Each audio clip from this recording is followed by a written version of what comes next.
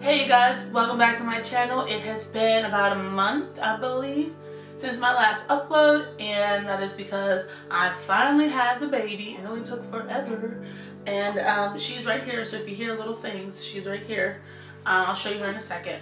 But today's video is going to be my 40 weeks and beyond pregnancy update and my labor and delivery, because the day I was going to film the 40 weeks and beyond. Oh, you little girl. I think she just threw it. Yes. Of course you did. Of course you thought when I'm doing this. Can I? Thank you. We just ate a little bit. But yeah, so the day I was actually going to film my 40 weeks and beyond, because I was going to be 42 weeks at the time, I started labor, so I couldn't film it. But I still wanted to let you guys know how that was, and we'll try to get through this video as quickly as I can because there's two things going on. So the first part of this video is 40 weeks and beyond pregnancy and that update. So after I hit 40 weeks, I was okay with it. There was nothing happening. I never had a contraction. I never had a pain, not a Braxton Hicks, nothing. So, but I kind of figured, I was like, you know what? My first child was like that. I'm just going to let it ride, let it go.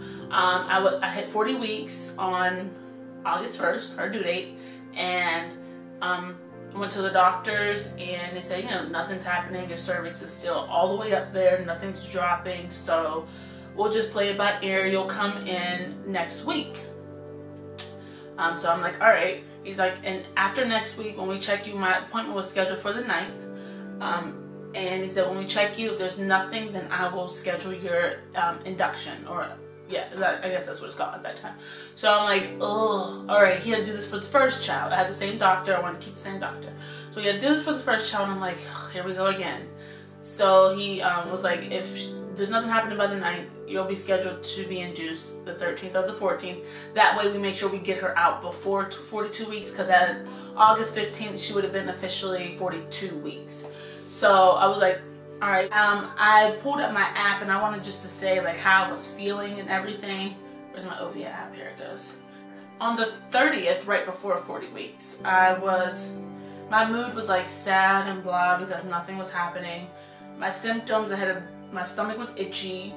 I had cramping, but it was probably just because I was constipated, I think, or I had to go to the bathroom.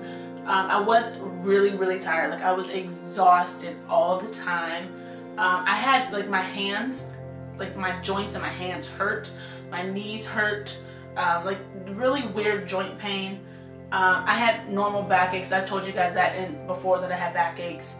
I had heartburn again. It was just like, I thought the first trimester was over, but no, heartburn came back. My dreams were so vivid. I even woke up like screaming. I don't know why, but it was like a robbery happening, and I woke up screaming like it was real. It was really scary. I had no sex drive. I haven't had one in a while. Disrupted sleep. I really could not sleep. I would wake up 3 times at night. I had like a few headaches. I don't get them often, but I had like 3 headaches. And like I said, constipation. I think that's why I was cramping, because I was just really constipated. I had not went to the bathroom. I would go to the bathroom like every 4 or 5 days. It was bad. But that's my normal life. But when you have a baby on top of not going to the bathroom, it's a lot. And we'll pause this until I change her diaper. 1 second. So that's how I was feeling the day before 40 weeks. That was August 31st. I was 40 weeks on August 1st. So I documented that, and then I didn't document how I was feeling afterwards because it was pretty much the same thing. I started just feeling like really sad that I think I'm going to have to get induced and it's not going to happen naturally. That following Saturday, I woke up. I was like, you know what? Wes didn't want to take maternity pictures this time, but I want to take them all of a sudden. I woke up and I was like, you know what? I want to take maternity pictures. I'm taking maternity pictures. And I Snapchatted this. I woke up and wanted to take pictures. So that's what I did. I took pictures and I posted them on my social media, and I'll show you some right here on the side. And that was just like what it looks like to be 40 weeks plus pregnant. You know, that was me. I was a little bit more swollen in the face.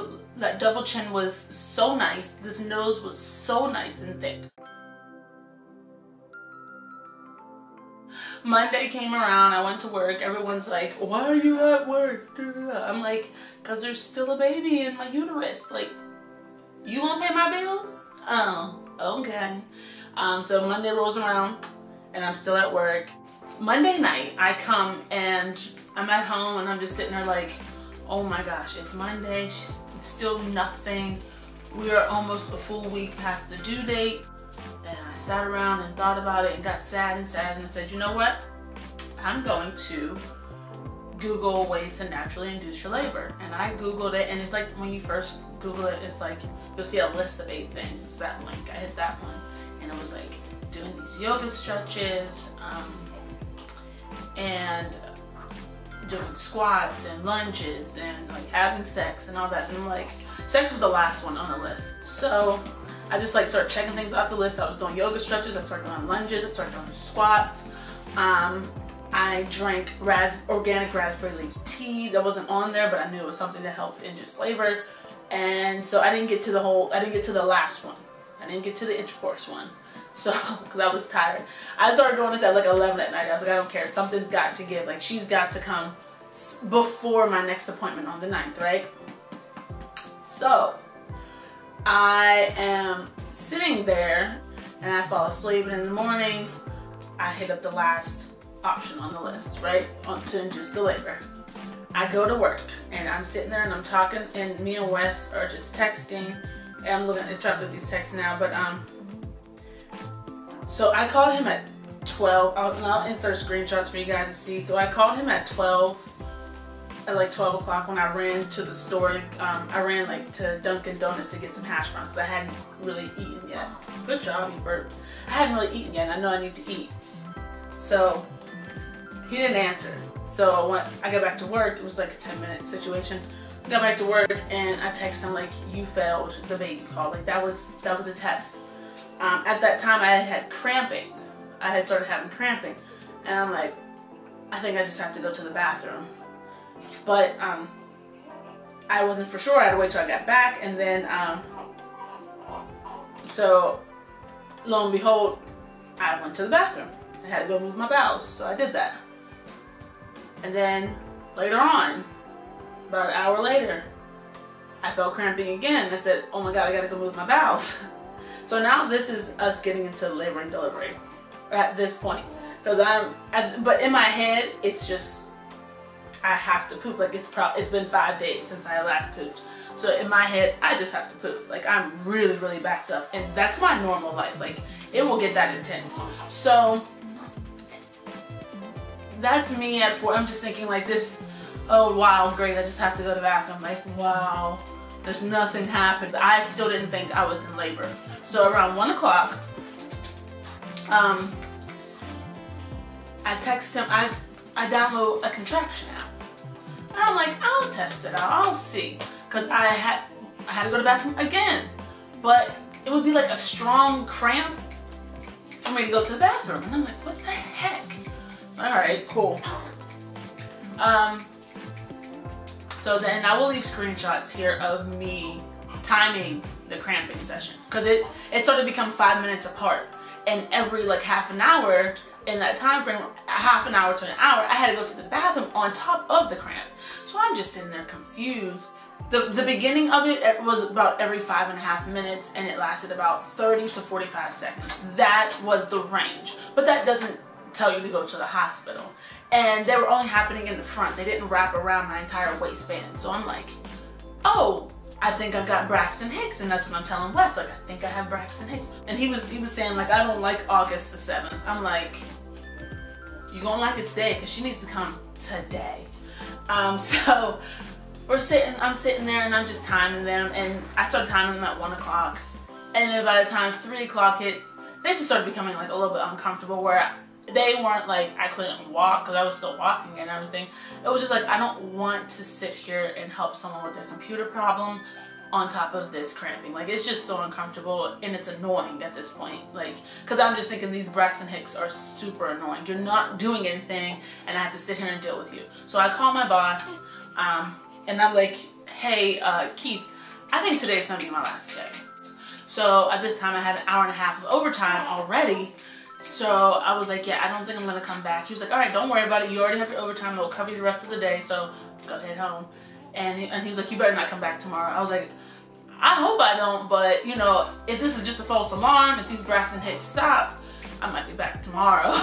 He said, I'm not playing with you. Like, don't come back tomorrow. Like, you're fine. Just go home, relax, and yes, and enjoy. So I come home and I tell Wes, you know, like, I'm coming home. He's gonna finish up some stuff at work.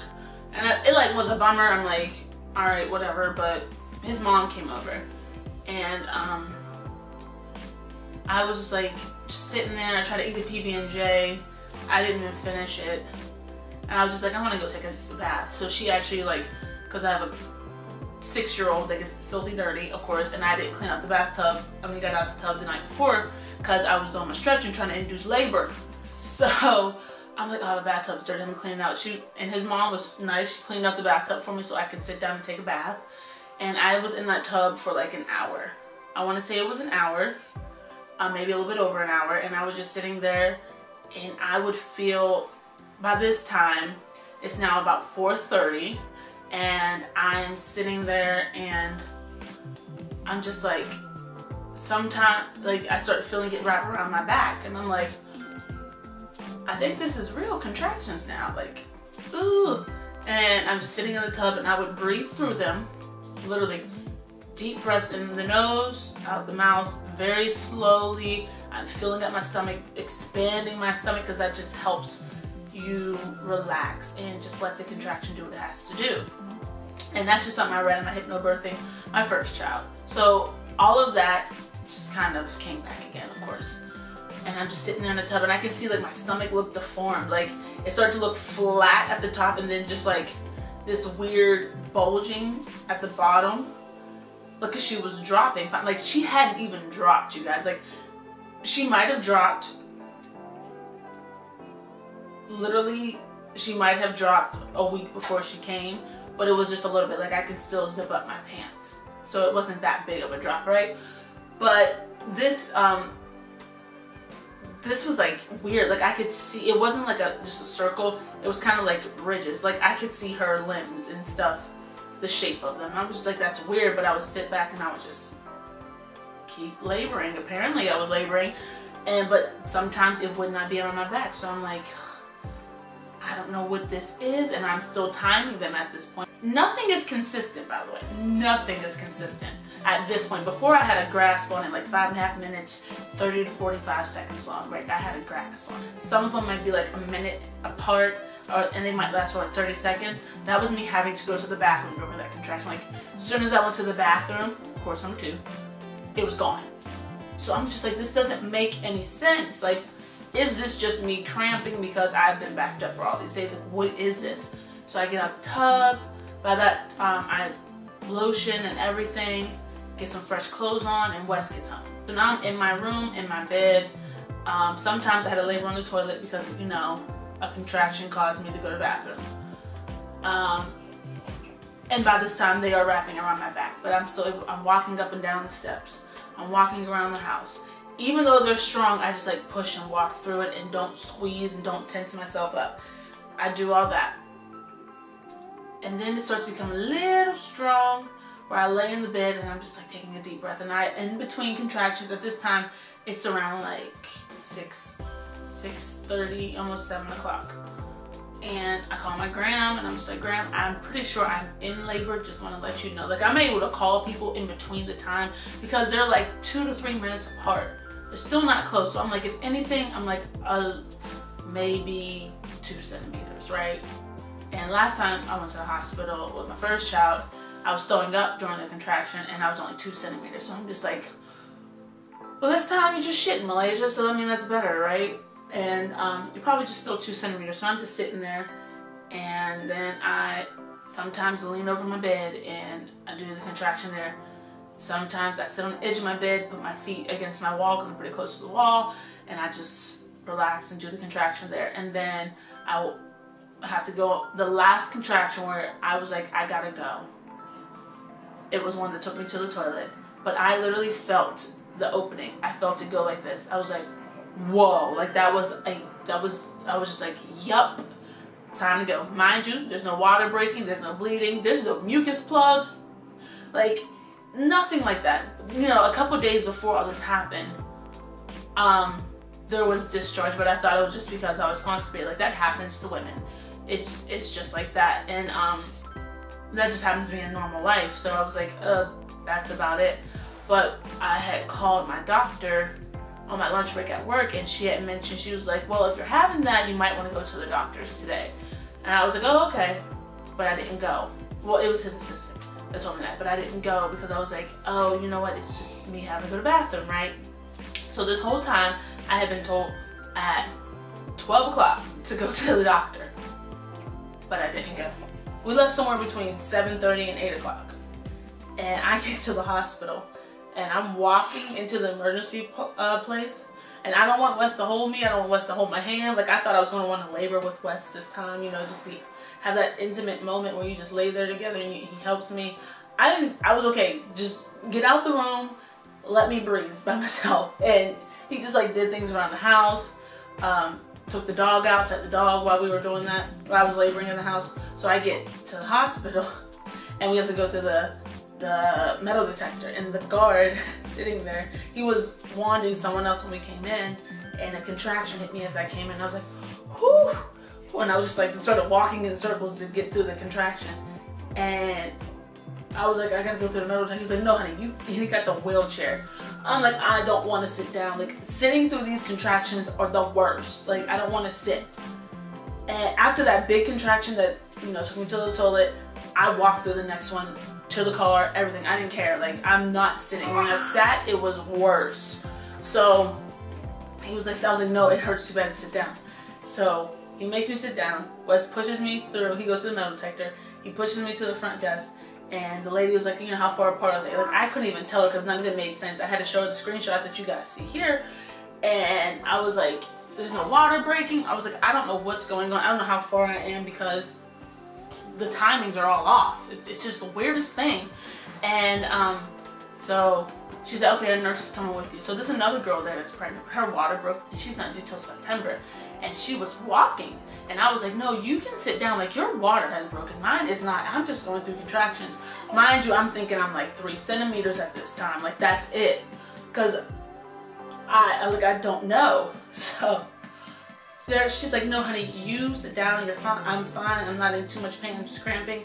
And so, and since the man made me sit in a wheelchair, I had to stay in a wheelchair. I was like, that is, that's annoying. I should, you know, go tie that man's shoes in a knot and make him fall or something. So I do that, and Wes is pushing me all the way through the hospital to the triage, and I get into triage, and the lady comes in. She's like, hey, how are you? She's like, good. She's like, can you, who's a gnat? Can you get a urine sample? I was like, I'll try. And I felt a contraction. I'm walking through it, and then she's like, all right, put this gown on after you get done with this contraction. She put the fetal monitoring on me. I was like, you have to do it in 2 contractions. Because if you push that on me when I'm in this pain, I don't know my reaction. Like, I might cuss you out. I might slap you. I might push your hand away. Like, I don't want anything pushing against the pain. Like, no. They did that with my first child, and I almost died. So, we done that, and then I put on the gown. Finally, the doctor comes. That was the nurse. And I got a little bit of a urine sample going, but I had to go to the bathroom again. Like, by this time, I went to the bathroom, like, no lie, 9 times. There cannot be that much in me. Like, I started to get annoyed. I was like, oh my God, I gotta go to the bathroom again. Like, what could be left? There's, like, what is left to come out? My organs, like, I cannot move my bowels again. There's nothing in me. It was, like, barely anything. It was nothing. It's something that someone could have probably freaking sharded if they wanted to. I was like, it's just annoying that it had to come out. But I'm glad it did, because I would have probably did all this pushing in labor, and I didn't want to do that. Like, my biggest fear was to poop during the pushing session. I was like, I don't want to do that. Well, the universe heard me, God heard me, and I didn't. I got it all out before I had to start pushing. So by that time, I'm walking through these contractions still. Mind you guys, they're still 3 minutes, 2 minutes apart. Wes is actually timing them now on my phone at this time. And so I'm just like, I don't know what to do. The doctor comes in, And she goes and she checks me, and as soon as I was about to tell her, don't tell me how far, because if she would have told me like 3 centimeters and I had went through all this and thought I was being really strong, I would have just given up on life. She goes, oh, you're a full 6 centimeters. I'm like, I didn't want to know, but thank you. Like, at least I'm past the halfway mark. And she was like, do you want an epidural? I was like, yes. Yes. So, all right. It was like, do you want us to wait till you get to your room, or do you want us to put an order in now? I was like, just put the order in now. Mind you, we'll get to there. So, I'm sitting there, I'm waiting for everyone to be ready. It's about, at this point in time, we got to the hospital around 8 something. I was in the room, I want to say it was around 9. I got admitted into the room, so somewhere within this hour. And, yeah, between 9 and 9:30, I got into the room. And then I got the, I'm still laboring, but they're making me lay down. I'm just like, oh, y'all hate me. Like, I need to walk. I was walking in the triage room, like the waiting room. I was walking in there back and forth around the bed after they checked me. I was still walking a full 6 centimeters. Like, I was moving on to the next session, which was 7. So, they put me back in, I believe I had to get back in the wheelchair, I can't remember. But I get to the labor room, and I'm sitting there, and another one comes. Oh my gosh, and once again, I feel it opening. So when I was at home, during my last contraction at home before I said I had to go, that was me opening at 6 centimeters. Like, I literally felt it. And then I kept feeling 6 centimeters, you know, I kept feeling it. But I felt 7 open up. I was just like, what the hell? 7 opened up when the epidural esthetician, or whatever they're called, when they came in, and they asked me, you have to ask you all these questions. And he was like, I gotta ask you these questions in delayed time. It's just how we have to do it. I guess, you know, just to make sure you want it or whatever. So I'm just like, I understand, go ahead. He's asking me these questions, first and last name, when were you born? And I'm just saying them, and I was like, you know, a contraction came, so I told me to hold on. So he's like, hold on. And he's like, all right, take your time. And I felt the contraction. I'm just like, oh, Jesus. Now, my nurses are Amber and Chelsea. Amber came in second. Chelsea was there the whole time.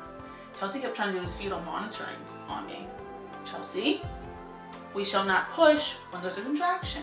No, we're not doing that, Chelsea. We're not doing it. So I was like, I would literally take her hand and push it away, like, wait till this contraction's over. Like, I'm not playing this time. I was stuck on the fetal monitoring and the blood pressure, and it would happen about every 10 to 15 minutes. The blood pressure thing would squeeze your whole life away in your arm, and that would happen at the same time as a contraction with my first one. I was like, I'll be damned. I will be damned if it happens again. Chelsea, don't push that on me. The fetal monitoring, it needs to be intermittent right now, because the pain, and I said, and if this blood pressure thing squeezes during a contraction, I'm telling you right now, I'm ripping it off. I refuse to go through that. Like, it was the most excruciating thing ever. A contraction, the first time I had to sit through that was contraction from 2 to 5.5 centimeters, okay? Mind you, this time I'm walking through them. So sitting there the whole time going through these and not being able to move your body and squeeze, that was my first pregnancy. I was like, that'll never happen again. And that's why I tried to labor at home as long as I could this time. So she was like, all right, and she understood that. So the epidural guy is talking to me, and I felt 7 while he was talking to me. I said, oh my God, I'm gonna kill him. I'm gonna kill him. It's all right though. I know I felt 7. I didn't tell them I felt 7, but I felt 7. Because after a certain centimeter dilation, they don't distribute epidurals anymore. They're like, no, I guess it slows down labor. I asked him after I felt 7, I said, does this slow down my labor? Because I was not waiting another day. She was being born today. I said that from the jump. I said, she's gonna be born today. That's why I started my whole natural way of inducing. I said, she has to be born on the 7th. I don't have time for this. So he was like, that's just a myth. Your labor doesn't slow down. I'm like, all right. I said, is this the one where you give me a certain amount and I can just push the button? So because I still want to feel it, I just don't want to feel the contraction. And I don't want my legs to get numb. I want to be able to walk and be fine after this. He's like, yes, you'll be fine. You will not get numb from the waist. You won't get numb from the waist down. And I didn't. So when he gave me the epidural, the lady was like, oh my gosh, you're like a statue. in the middle of a contraction though. So I'm at 7 centimeters at this point, taking the contractions while a needle is being stabbed in my back, and I cannot move. I cannot even breathe too deep because you don't, this is epidural on your spine. You don't want all that. So she was like, oh my gosh, you're like a statue. You're doing great. I'm like, oh, she better wait till this needle is out because I got something to tell her. Like, I don't have to shush. Like, I didn't want to hear, like, you're doing great, sweetie. I didn't want to hear any of that. I just wanted, like, I didn't want any motivational speaking. I was like, I got this. People can talk amongst themselves. Just don't talk to me. I didn't care if people talked in there. Wes was making jokes in there. Jasmine was about scared half to death. She was like, I thought she was going to be screaming and punching. I'm like, no, I just wanted to be to myself, and I just wanted me to talk to myself. Like, I didn't want to hear anybody else. It was a weird feeling. But everybody else can talk amongst themselves and laugh and do what they want to do. I was so focused on me, I didn't care what anybody else was saying. So, like when she was talking to me, it broke my concentration. I think that's why I was like, ma'am, I'm focusing here. I don't need you to break my concentration. So, epidural's in, right? And I'm laying there, and he was like, you gotta lay on your side. I'm like, all right. So I do that. Wes was like, let me run to the bathroom. All right. As soon as he left to run to the bathroom, mind you, the epidural takes about 10 minutes to kick in. I was already 7 at this time. Because I felt 7 opening. Like, if you are really one with your body, you'll feel when that opens up wider. And I was already 6, and I felt that opening again during the process while I was there. So I'm laying in the bed, and I felt the opening of 8. I was like, I lost all my concentration. I was just like, oh, like, I was just rolling, like, kind of back and forth, like, no, like, because I wasn't ready for 8 at all. I can say I experienced it, I can say I know what it feels like, but I was not ready for 8, and I was not mentally prepared for the breathing for 8. I was not. I can tell you that much. Like I said, my first child, I got the epidural at 5.5, so I never felt 8.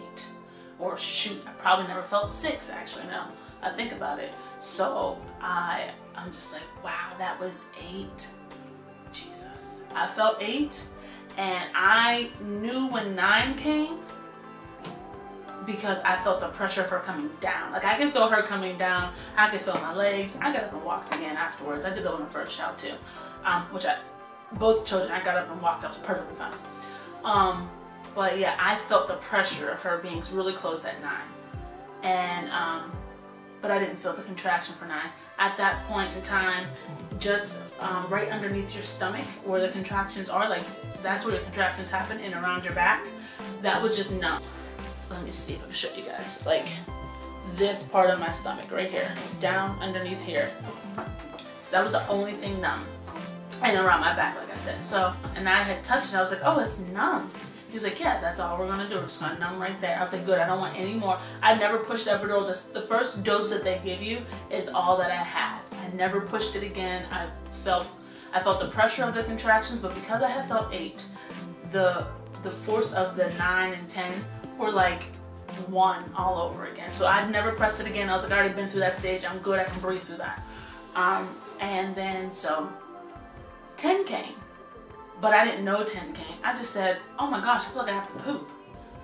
I was like, every time I get this contraction, because I could feel the contraction coming, but it felt like I had to poop. It wasn't a pain. And then the girl was like, let me call the doctor. And by this time, my doctor had gotten to the hospital. He came and he checked me. Well, he had been there already. He checked me when he came in right after I got my epidural, and I was like, I'm fine. So he came back in, he checked me, and he was like, oh, you're a full 10 centimeters. I said, really? Well, let's do the dang thing. He said, but I said, wait a minute, my water still didn't break. I don't know if y'all caught this on the story. So mind you, I did not know I was in real labor. Thought I had Braxton Hicks the whole time because it was the inconsistency, and that I could walk through 6 centimeter pain.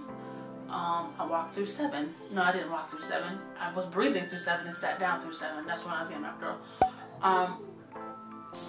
And my water still never broke. I was even in the tub for an hour. My water still never broke. He had to break my water at 10 centimeters because it was just a bulging bag. It was not breaking. Like the first child, this child pooped. So they had meconium, is that what it's called? Yeah, pooped. I said, my kids just hate me. They come late and they shit inside me. They just hate me. So, yeah. So he had that. He busted my water. And the girl's like, let's do some practice pushes. I'm like, while my doctor's washing his all the way up to his elbows to start the delivery part. and they start to undo the bed you're sitting on. And by this time, Mrs. Amber, who's also nicknamed as AJ, which is, she told me it was like awesome. So Amber's like, all right, my pushing, like I did with my first child, breathe in my nose, breathe out my mouth for the pushing. Like, that's just how I was doing it. My first child, I did not tear like the vag hole that people got to get sewn up. No, I just had like little, they said it's equivalent to paper cuts. Like if you get a little paper cut on the sides of your, I don't know if they're called lips or vagina, whatever, on the side, just because my child has a big head. My first child had a really big head. Literally, they just heal like a paper cut will heal. There's no stitches. They don't give you any antibiotic, any ointment, any of the spray, nothing like that. They just say, you know, it's just going to heal like yours, like a normal paper cut would heal. You're not going to have a mark. It's just from the stretching. And I'm like, all right, mind you, this child I did perineal massages. My first child I did perineal massages. So they saved my life. He just happened to have a bigger head. So that's why I got them little paper cuts. But I never tore. This child, me and Amber are talking, and she's like, and I'm joking in between pushing now at this point. And they gave me some oxygen. I was like, I don't want to hold my breath and push because I'm going to get lightheaded, and I don't want to do that. And she was like, we have to make sure you're doing an effective push. I'm like, all right, I'll try it. I told her I'll try it. I knew it wasn't going to work. I was going to be lightheaded, but I told her I'd try it. So I tried it, and after that contraction was over, I was like, whoa, like it was more than I thought it would be. I was just like, I started to feel like really woozy. I was like, no, we're not doing that no more. I was like, how about we meet you halfway? Because I was breathing in my nose. I said, how about I meet you halfway? I'll breathe in my mouth and out my mouth so I can breathe in quicker, because she was saying my breathing in wasn't quick enough to give a good amount of pushes during a contraction. I was like, okay, so I'll breathe in my mouth, but I'm also breathing out when I push as well, because I'm not holding my breath. She said, okay. We do that, and this baby is born within, I pushed for less than half an hour. And it worked. We compromised. Me and AJ, Amber, compromised. And it came out. I had no tear. I had not even the paper cuts. Beautiful. I felt everything. Like when you're first pushing, your doctor will take his 2 fingers and he'll pull down on the vagina just so the baby can see that there's room to come downward and doesn't come up by your pelvis. So they'll pull down to show the baby that this is the way you want to come out. So I felt it. I do perineal massages with West, right? We did them all the time. After you do them, I think you start doing them after 36 weeks, I think. You can start doing them every like other day or whatever. So, and Wes we have been stretching, and I was just nervous that I didn't want to tear. So I felt him do the pull down. I'm like, oh my God, that is a really intense stretch. Like imagine trying to do a split if you've never done one, and you get down to that point where it's like really intense, where you just gotta fall over to get out of it. So it was an intense pull. I was like, whoa. But I could not tighten up. That's the point of doing perineal massages. It teaches you not to tighten up. Because when you tighten up and that baby's trying to come out, that's how people tear. Or if your body's not used to stretching, that's also how you tear. So I had to just breathe in deep. Like I said, I felt everything. And I felt her head coming out. And he was like, all right, stop. I'm like, why would I stop? What are we doing? Her head was literally here. She was, I guess it's crowning. Yeah, her head was out. She was crowning. And he went to go get like the suctions and everything. He's like, all right, you have to stop. I'm like, oh my God. Like, it's like stopping the poop when it's right there. Like you just don't stop. You let it out. Well, I had to stop and I had to breathe so I didn't push. I had to keep myself under control so I did not push. We had a good tag team, me and my doctor. So then he was like, all right, now I'll do a slow push. I breathe in my mouth, breathe out, and did a very slight slow push. Boom, her head popped out. He took the suction, and he was literally coaching me through that. And the girl Amber was like, you did amazing. Like, you were coaching, him coaching you, you listening, like, it was perfect. It was a perfect birth. I was like, oh, thank you. I was just, you know, trying to keep myself under control as much as I can, because I know he knows what he's talking about, and I didn't want to tear. He knows I don't want to tear. And my doctor, like I said, he's been my gynecologist since I was 17, and he's delivered my first child, so it is what it is. Like, that's my boy. So, she's born. He sits her on me. She looks just like me when I was born. That's the only thing I could say. I was like, oh my gosh, she looks just like I did when I was born. This is weird. And I just started cracking up, and they laid her on me, and I was able to hold her. She was attached still for a little bit, and then they let Wes cut the umbilical cord, and then they cleaned her off. She couldn't stay attached for too long because, like I said, there was meconium, and they had to make sure she was okay.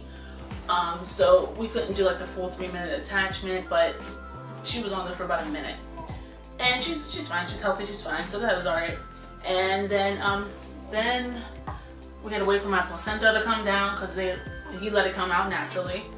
I could not keep my placenta. Like the hospital can't use it either because the kid pooped in there. So they just take it to the lab and test it to make sure there was nothing wrong, that it could give adverse effects to the child. And they do that with the first child too. And it's very normal for you to have meconium whenever you're past 40 weeks. A lot of kids have their first bowel movement in you once they're past their 40-week mark. So both my kids decided to shit in me. Thank you, children. But yeah, that was the delivery. Once the placenta came out, cleaned all up, and I was like, did I tear? Did I get them little paper cut tears again? He was like, no, there's nothing. You're fine. Like, you're barely swollen. I was like, oh, this is a miracle. Mind you, this baby's head is nowhere near as big as the first baby's head. So I was like, that's amazing. And everyone was just cracking up. First time around, I wanted like natural birth. I wanted natural birth, and it did not happen that way. I kept throwing up contractions, and it started just being stomach acid, which rose with blood pressure, which dropped the baby's heart rate. So I understood I needed to have better control of my emotions. Epidural came for the first one. This one, I didn't care about natural epidural. That wasn't a big thing for me. I just wanted to make sure I labored at home as long as I could. And the fact that I got 6 centimeters at home opposed to my 2 that I did the first time, I was so excited. I was like, my mission is accomplished. So yeah, that is my labor and delivery story. That is how I felt after 40 weeks. She was born the day before 41 weeks. Yeah, so I say she was born at 41 weeks, right? Right? We say we were born at 41 weeks? Yes. Yes, ma'am. Yes. Because she was born at 11:28. Well, look this way. She was born at 11:28. You're not getting no milk. You keep throwing it up. You have to wait. You have to wait. I love you too. Tell them hi. Tell them hi. So, she was born at 11:28 at night. We were 32 minutes away from 41 weeks. So they're like, oh, she was born at 40 weeks and 6 days. I'm like, man, she was born at 41 weeks. So I hope you guys enjoyed this long video. Sorry we had complications with this little one. But you also got 2 stories in one, so high five you.